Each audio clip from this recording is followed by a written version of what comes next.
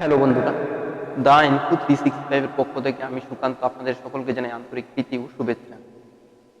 তো কাল একটা ভিডিও বানিয়েছিলাম, আপনারা সবাই দেখেছেন এবং ভিউ করেছেন, ওপেন লাইক করেছেন, শেয়ার করেছেন এবং সাবস্ক্রাইবও করেছেন। আমি চাই এইভাবেই শেয়ার অ্যান্ড সাবস্ক্রাইবার করলে একটা সময় পরে এই কথাগুলি সবার কানের মধ্যে গিয়ে পৌঁছবে। কারণ যার জন্য ভিডিওটা তৈরি করছি তার যাতে সাফল্যতা আসে। তো অনেকে বলছেন যে জেআরবিটির আজকের যে কমেন্ট বক্সের মধ্যে যে কমেন্টগুলো ছিল তার মধ্যে সবচেয়ে বেশি ছিল গ্রুপ ডির কাট অফ। কাট অফ কত যেতে পারে? আরেকজন ভাই বলেছেন ইউআর এর কি 50-র মধ্যে যেতে পারে কিনা। এটা তো সরাসরি বলা যায় না যে কত যেতে পারে, কিন্তু আশা করা যায় যে 60 বা 55 পর্যন্ত থাকতে পারে। তবে 50 পর্যন্ত যেতে পারে। তবে আপনারা যদি লাইক ও শেয়ার করেন, যদি একটা পদক্ষেপেই এটা 50 পর্যন্ত যেতে পারে। কারণ আপনারা দেখেছেন মিনিস্টার রতনলাল নাথ বলেছিল যে কেন জেআরবিটির গ্রুপ ডির ইন্টারভিউটা পরে হচ্ছে এবং গ্রুপ সি ইন্টারভিউটা কেন আগে হয়েছে। মন্ত্রী নিজেই ভাষণে বলেছিলেন যে গ্রুপ ডি ও গ্রুপ সি দুটা পোস্টে একসাথে অনেকে অ্যাপ্লাই করেছে, অনেকে গ্রুপ সিও পেয়েছেন, গ্রুপ ডিও পেয়েছেন।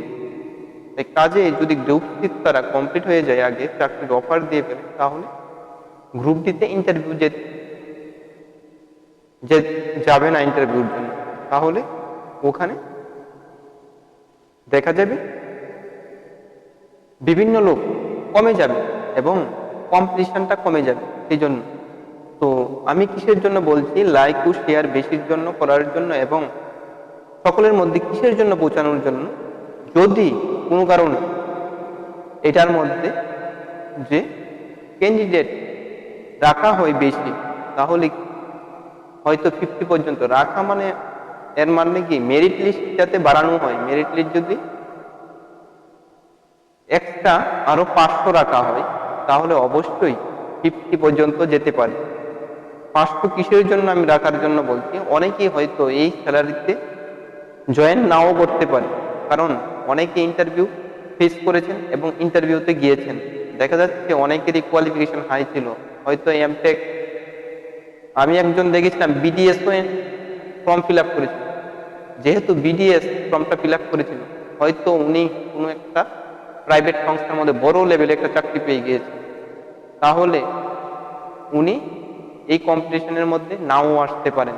বা ইন্টারভিউ যদি ফেস করে থাকেন এবং দিয়েও যদি থাকেন, তবু উনি ওই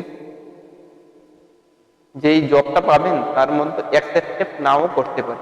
অ্যাকসেপ্টেড না করলে তাহলে নেক্সট কি হবে, যদি আমাদের এখানে ওভারঅল বেশি রাখা হয় তাহলে ওরা চান্স পাবে।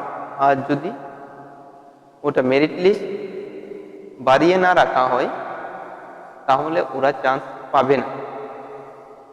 যদি আপনারা আন্দোলন করেন এবং জেআরবিটি অফিসে গিয়ে আপনারা বলেন যে আমাদের এক্সট্রা মেরিট লিস্ট আরো বেশি 500 রাখার জন্য, তাহলে হয়তো আপনারা ওরা জয়েন না করলে তাদের অটোমেটিক আপনাদের অফার লেটার আসতে পারে এবং আপনারা জয়েন করতে পারেন। তাহলে দেখা যাবে যে 50-র নিচে কাট অফ নেমে গেছে। এই কারণেই একমাত্র হতে পারে। এছাড়াও যদি কপালে থাকে তাহলে তো হতেই পারে, আমরা তো এটা সঠিকভাবে বলতে পারছি না। আপনারা যদি আপনাদের যে কে কত পেতে পারেন ওটা যদি কমেন্ট বক্সে লেখেন, তাহলে আমরা স্পষ্টভাবে বুঝতে পারবো যে হ্যাঁ এত পার্সেন্ট পর্যন্ত নামতে পারে। তো আন্দাজের মার্ক তো সবটা বলা যায় না সঠিকভাবে, তবে এটা বলতে পারি হয়তো 60 থেকে 55-এর মধ্যে থাকতে পারে। এটা আমি আমার নিজস্ব ব্যক্তিগত মন থেকে আমি এটা বলছি। এটাও আমি সরাসরি রেজাল্ট যেহেতু আমার কাছে নেই, আমি কিছু বলতে পারছি না। আরেকটা জিনিস হলো, আমি সবাইকে বারবার বলছি আপনারা কিসের জন্য প্রটেস্ট করছেন। যদি সবাই মিলে প্রটেস্ট করেন তাহলে দেখা যাবে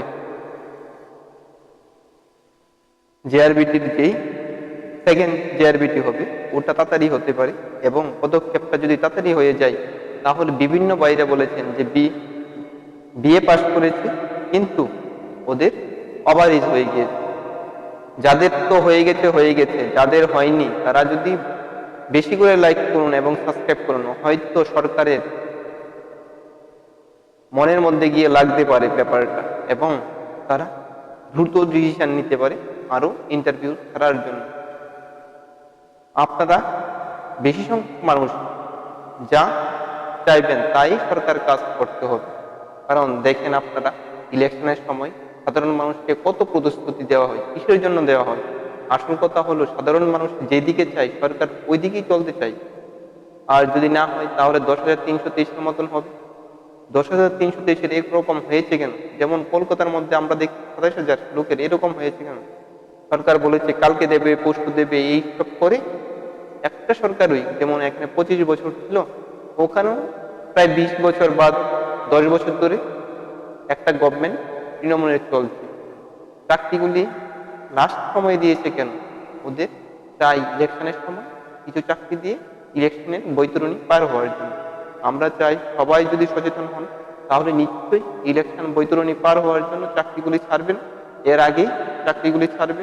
এবং যারা বেকার বাইরে আছেন তারা অবশ্যই ওই ফিল্ডে গিয়ে জব করতে পারবেন এবং একটা কর্মসংস্থানের একটা ভালো একটা পদক্ষেপ হবে আপনাদের মধ্যে। যারা একমাত্র বেকার আছেন তারাই একমাত্র বলতে পারেন যে আমি কিসের জন্য এই কথাগুলি বলছি, এবং তাদের ব্যথা একমাত্র ব্যথা কিভাবে অন্যরা বুঝবে আপনারা জানেন।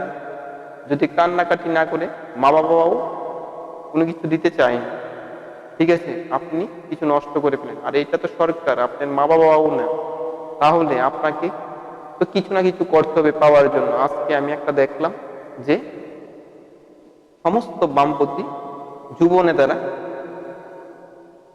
একটা সংগ্রাম করছে স্বাস্থ্য দপ্তর উন্নয়নের জন্য, কিন্তু আপনারা যদি বেশিভাবে প্রটেস্ট করেন তাহলে বিরোধী দলগুলিও অ্যাক্টিভ হয়ে উঠবে এবং জেআরবিটির জন্য কিছু না কিছু বলবে, তাহলে বেকার ভাইদের কর্মসংস্থানের জন্য একটা পদক্ষেপ হবে। আমি আশা করি আজ এখানেই শেষ করছি, এবং কালকে কি কি নিয়ে বলতে হবে আপনারা অবশ্যই কমেন্ট বক্সের মধ্যে কিছু না কিছু বলবেন। থ্যাংক ইউ, সকলকে জানাই অসংখ্য ধন্যবাদ, এবং যারা বামপন্থী আছেন তাদেরকে জানাই ইনকলাব জিন্দাবাদ, এবং যারা বিজেপির সাথে রয়েছেন তাদেরকে আমি বলি জয় শ্রীরাম। আমি বলছি সমস্ত দলের মানুষদের কি, কারণ আমরা একটা দল করি কিসের জন্য? একটা চাকরি পাওয়ার জন্য, ঠিক না বেকার ভাইরা? আর কি কিছু বলি? বা অন্যরা একটা কর্মসংস্থান পাওয়ার জন্য। আমি যে দলেই আছেন না কেন, যাতে তাড়াতাড়ি একটা জব অফারগুলি ছাড়া হয় এবং নতুনভাবে নিয়োগ প্রক্রিয়া যাতে দ্রুত করা হয়, না হলে অনেকেরই একটা এজ চলে যাবে, তারপরে আপনারা ওভারএজ হয়ে যাবেন এবং কিছুই করতে পারবেন না। আমি আশা করি আপনারা শেয়ার এবং কমেন্ট করবেন আমার ভিডিওটার মধ্যে, তাহলে অবশ্যই সামনের দিনে কি কি বলা যায় সেই বিষয়ে আলোচনা করব। থ্যাংক ইউ, আজকের জন্য গুড নাইট। কাল দেখি কিসের মধ্যে একটা ভিডিও তৈরি করা যায়। যদি জেআরবিটি সম্পর্কে ভালো কমেন্ট আসে তাহলে অবশ্যই জেআরবিটি নিয়েই করবো, এবং শেয়ারও যদি ভালো আসে। Thank you.